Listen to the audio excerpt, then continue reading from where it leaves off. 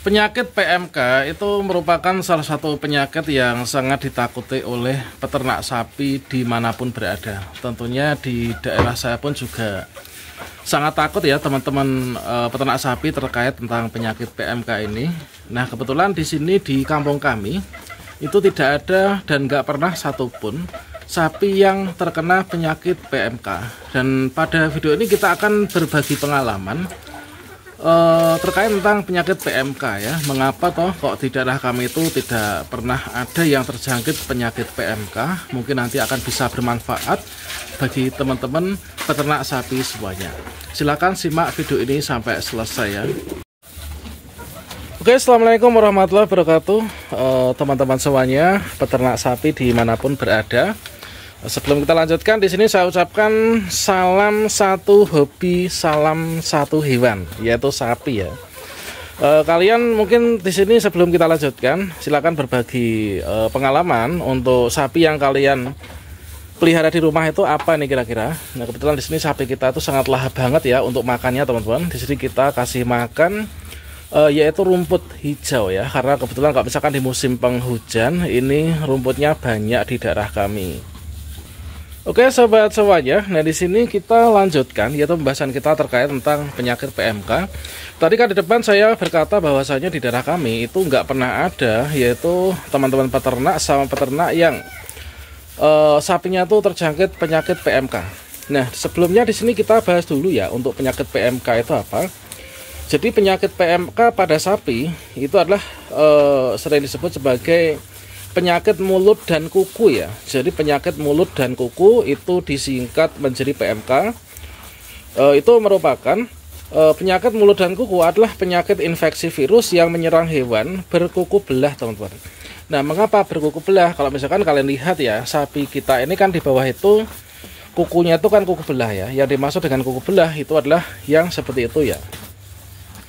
Jadi contohnya seperti sapi ini teman-teman ya, yaitu PMK itu tentunya sangat menular banget kalau misalkan nggak diatasi gitu kan, dan bisa menyebabkan kerugian ekonomi yang sangat besar. Nah bayangkan kalau misalkan sapi ini kan satunya itu harganya minimal 10 juta, 20 juta sampai dengan 30 juta. Kalau misalkan kena penyakit PMK, otomatis kan di sini menimbulkan kerugian ya. Nah jangan sampai lah pokoknya kalau misalkan sakit PMK atau mungkin juga sampai berujung ke kematian teman-teman ya. Nah jadi di sini kita bahas dulu terkait tentang gejalanya. Nah gejala dari penyakit PMK pada sapi itu apa? Jadi nanti silakan kalian juga dideteksi secara mandiri ya. Untuk sapinya apakah juga mengalami mengalami gejala-gejala seperti ini.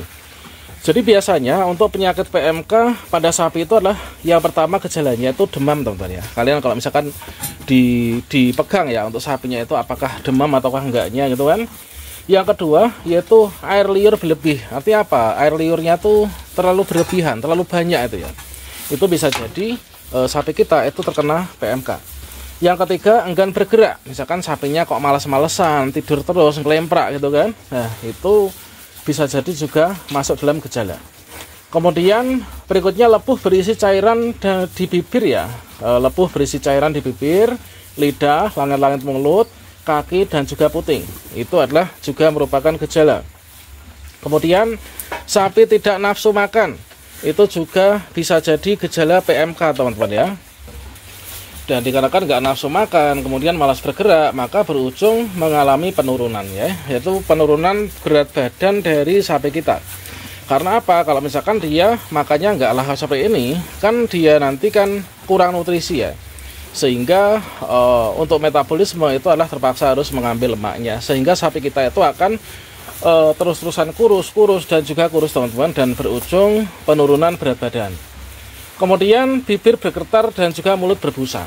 Nah itu harus diwaspadai ya. Kemudian yang terakhir pincang, biasanya tuh pincang.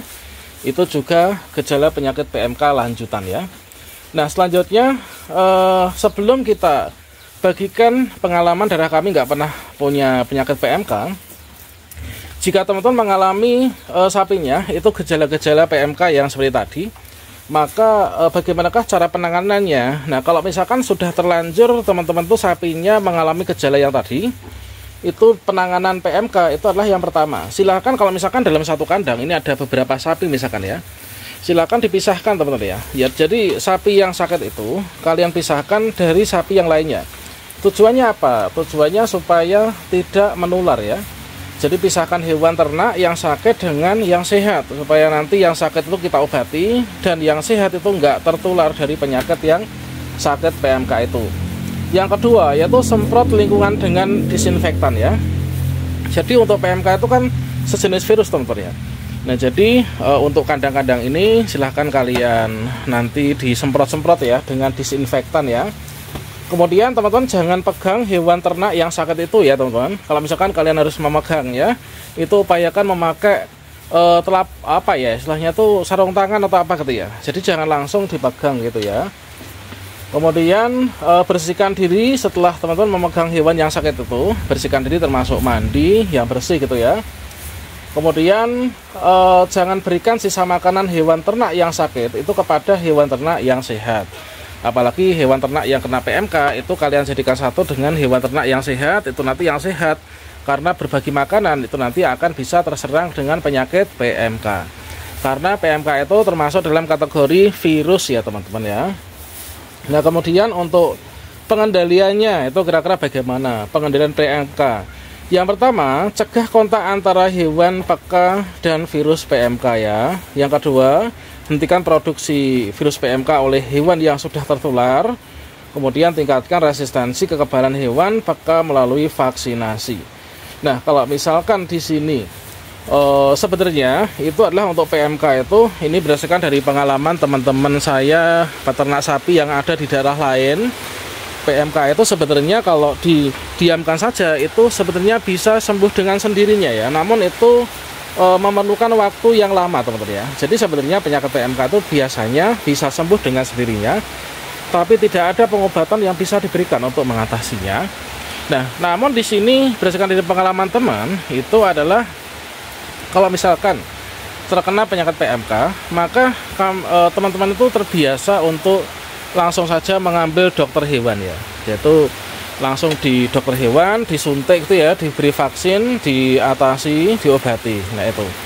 Nah kemudian yang terakhir tentunya yang teman-teman sangat tunggu yaitu mengapa darah kami kok nggak pernah terjangkit penyakit PMK untuk sapi-sapinya? Dikarenakan yang pertama adalah kami selalu menjaga kebersihan kandang. Contohnya ini kan untuk kandang di daerah kami itu sapinya tuh bisa bersih-bersih seperti itu. Dikarenakan untuk kandangnya di bagian lantai bawah itu kami beton teman-teman ya. Kami beton, kemudian betonnya itu adalah miring posisinya. Jadi sehingga kalau misalkan sapinya itu kencing itu langsung mengalir ya, mengalir ke bawah sana teman-teman. Itu yang pertama. Sehingga tidak meninggalkan resistensi dari air kencing sapi itu. Kemudian yang kedua itu adalah untuk desain kandang. Desain kandang kita buat seperti ini, yaitu kandangnya itu kita tidak terlalu rapat ya. Sehingga apa? Dari ini kandang kita nggak terlalu rapat, kita pakai tirai-tirai bambu seperti ini. Tujuannya supaya sirkulasi udara dari kandang ini bisa bergantian ya udaranya. Nah udara luar bisa masuk, udara di dalam itu bisa keluar dengan mudah. Nah sehingga tidak terasa pengap sapi kita tuh berada di dalamnya. Kemudian untuk yang ketiga itu adalah kami memberi makan itu dengan makanan yang alami teman-teman ya. Nah makanan yang alami itu apa? Yaitu makanan alami diantaranya seperti ini damen ya, damen atau daerah kami namanya, atau bahasa Indonesianya jerami teman-teman ya. Nah makanan utama sapi itu kan jerami ini ya. Jadi kita makanannya itu makanan alami diantaranya jerami, kemudian rumput yang hijau seperti ini. Kami nggak pernah memakai makanan tambahan berasal dari pabrik misalkan atau konsentrat itu kami memang sangat minimalisir banget teman-teman. Nah terkadang penyakit itu datangnya itu kan karena ketularan ya, ketularan dari bisa jadi dari pakan-pakan belian dari jauh. Nah biasanya seperti itu. Nah kemudian yang keempat adalah kami rajin memandikan sapi ya. Jadi minimal tuh kalau saya itu 1 bulan sekali sapi dimandikan. Meskipun di sini kan kandangnya bawah beton langsung kita gerojok banyu ya, kemudian kita sikat, kemudian langsung segera kering. Nah itu ya. Selanjutnya juga untuk minumnya kami terbiasa memberi minum itu dengan air hangat ya, air hangat yang matang teman-teman. Jadi memang benar-benar kita tuh merawat sapi dengan secara alami, tidak menggunakan kimia apapun. Oke, mungkin itu teman-teman ya, untuk berbagi pengalaman kami terkait tentang penanganan sapi dan juga merawat sapi supaya tidak terkena penyakit PMK. Demikian, semoga bermanfaat ya. Salam sukses untuk kita semuanya. Silakan teman-teman absen nih, kalian dari daerah mana, sapinya jumlahnya ada berapa dan warnanya apa. Demikian, wassalamualaikum warahmatullahi wabarakatuh.